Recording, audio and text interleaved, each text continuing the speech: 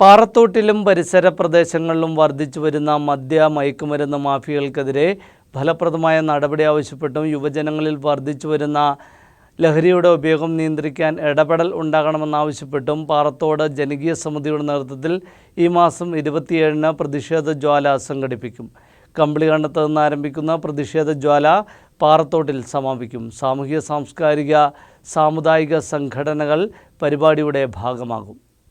പാറത്തോട് മേഖലയിലും പരിസര പ്രദേശങ്ങളിലും മയക്കുമരുന്ന് മാഫിയകൾ സ്വൈര്യവിഹാരം നടത്തുന്നുവെന്നും ഇത് പ്രദേശത്തെ ആളുകളുടെ സ്വൈര്യ ജീവിതത്തെ പ്രതികൂലമായി ബാധിക്കുന്നുവെന്നുമാണ് പാറത്തോട് ജനകീയ സമിതിയുടെ ആക്ഷേപം. പാറത്തോട് പള്ളിവക പൂതാളിയിലെ കുരിശ് സാമൂഹ്യവിരുദ്ധർ നശിപ്പിച്ചതും തുടർ സംഭവങ്ങളും ഇതിന് ഉദാഹരണമായി സമിതി ചൂണ്ടിക്കാട്ടുന്നു.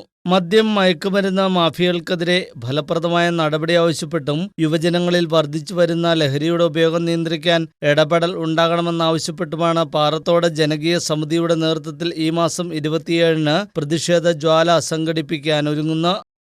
ആ സമിതിയുടെ അടിസ്ഥാനത്തിൽ ഞങ്ങളൊരു കുരിശ് തകർത്തതിൻ്റെ അടിസ്ഥാനത്തിൽ ഒരു പ്രതിഷേധം നടത്തുകയും ചെയ്തിരുന്നു.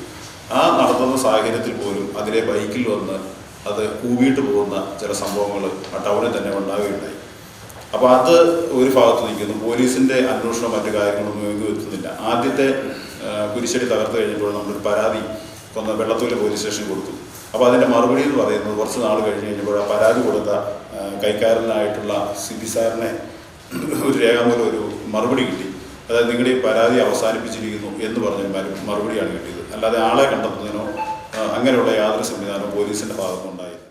ഗവൺമെൻറ് കുറച്ചുകൂടെ ശക്തമായ നിയമ നടപടികൾ, അതുപോലെ തന്നെ ഇത് നിയന്ത്രിക്കാനുള്ള മറ്റ് സംവിധാനങ്ങൾ ഒരുക്കുക, അത് ആവശ്യപ്പെടുക എന്നത് നമ്മൾ ഇതുപോലെയുള്ള ഒരു രാത്രി നടത്തത്തിൻ്റെ ഉദ്ദേശമാണ്.